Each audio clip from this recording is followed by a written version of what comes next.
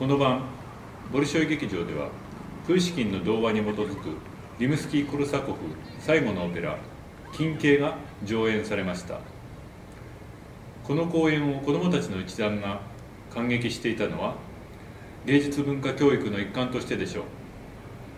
1909年にコンスタンチン・コロビンが美術を担当して初演されたこのオペラは、罪のない童話というよりは政治的な風刺の性格を持っていました。しかしマモントフの歌劇団で上演されていた1890年代のリムスキー・コルサコフのオペラはそうした政治性を持っていませんでした。こんにちは、西修正です。世紀末ロシアの芸術文化第2回の今日は、前回に引き続きサーバ・マモントフをはじめとするメセナ活動家たちと彼らと一緒に新しい芸術潮流を作った創作家たちを追っていきます。前回お話ししましたように、この時代にはロシアの美術や音楽、舞台芸術においてメセナ活動家たちが果たした役割は大きなものでした。マモントフは同時代の人々からモスクワのメディチと呼ばれていました。イタリア・ルネサンス期の芸術庇護者ロレンツォ・デ・メディチになぞらえたわけですが、本人はいわゆるパトロンではなく、むしろルネサンス的な創作家になりたかったようです。1896年はロシアの新しい時代の幕開けを告げるかのような2つの出来事がありました。ニコライ2世の戴冠式典とニージーニ・ノブゴロドにおける全ロシア産業芸術博覧会です。アレクサンドル3世が1894年秋に49歳で病死した時、26歳の皇太子ニコライはまだ独身でした。ニコライがヘッセン・ダルムシュタットの公女アリックスとの結婚式を挙げたのはその1ヶ月後です。そして1年半後の96年春には神帝の戴冠式と数ヶ月に及ぶ各地の巡回視察が行われました。しかし大規模なこの行事の、発端は悲劇的な色彩に彩られていました。神帝戴冠の記念行事としてモスクワ郊外にあるホディンカの原で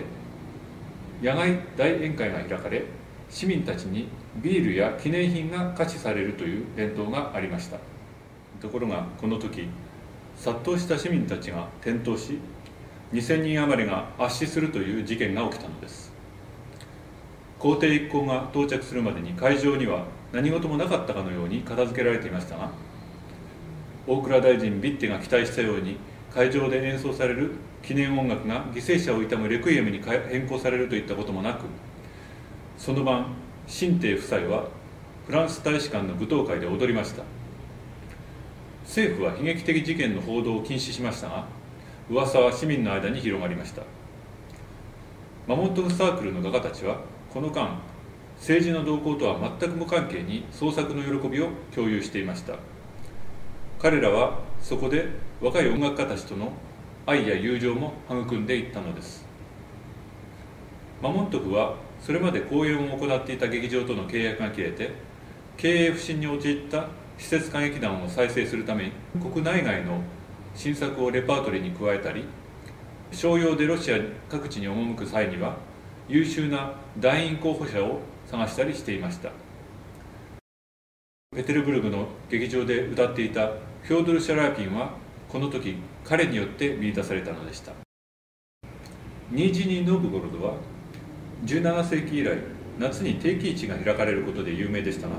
19世紀を通じて都市自体の近代化と鉄道によるペテルブルクやモスクワとの交通の発達が進み、世紀後半には西洋やアメリカからも商人たちが集まるようになりました。ニージーニ・ノブゴロドの定期市は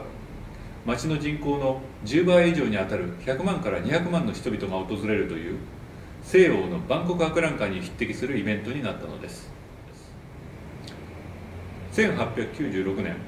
定期市が始まる7月よりも3ヶ月も前からマモントフサークルの人々はこの町でパビリオンの建設と歌劇団の公演準備に取り掛かっていました。この年、会場には20の公式部門パビリオンと個人による150以上もの小さなパビリオンが作られたと言われます。自分の鉄道をアルハンギリスクまで延長したマモントフは、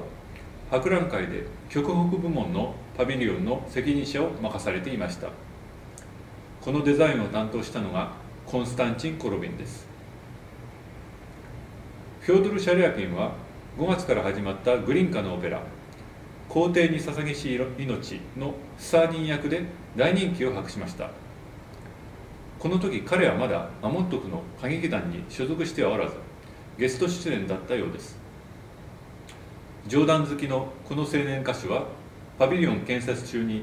コロビンと親しくなり、この友情は革命後まで続きました。この公演シーズン中、シャリャピンはマモントフの歌劇団に1シーズンだけの契約で出演していたイタリア人のバレリーナイオラ・トルナギに惹かれ、彼女に求愛します。シャリャピンを自分の劇団に引き入れたかったマモントフは彼女との契約を延長し、2人は同じ劇団で働くことになったのです。画家ミハイル・ブルーベリは前年の末に生涯の伴侶となるソプラノ歌手ナジェジダ・ザベラと出会っています。この時マモントフの歌劇団はペテルブルグでドイツの作曲家フンパーディンクのヘンゼルとグレーテルをロシアで初めて上演しましたが、ブルーベリはグレーテル役を歌ったナジェジダの声に見入られました。ナジェジダも彼女に求愛するブルーベリの誠実さに打たれ、2人は間もなく婚約しました。ナジェジダ・ザベラの声に感銘を受けたのはブルーベリだけではありませんでした。この2年後には彼女は正式に歌劇団の団員となり、リムスキー・コルサコフの「サトコ」で作曲家自身から高い評価を受けます。コルサコフは99年には彼女の出演を前提した「皇帝の花嫁」を作曲しました。96年の産業美術博覧会に話を戻します。コロビンがデザインした極北地域のパビリオンの他にもマモントフサークルが関わったパビリオンがありました。美術部門のパビリオンがそれですが、ここでは美術アカデミーで認められた作品だけしか展示できないことになっていました。マモントフはコンサルタントの立場でしたので、ブルーベリにその装飾パネル制作を任せました。ブルーベリはフランスの詩人エドムン・ロスタン作の戯曲「彼方なる姫」に相を得て夢の姫の制作を始めました。しかしこれは美術アカデミーが派遣した審査団員によってデカダンとみなされ、否定的評価を受けました。落胆し制作を続ける気力さえ失いかけたブルーベリを支えたのはマモントフと彼のサークルの先輩格にあたるバシーリー・ポレーノフでした。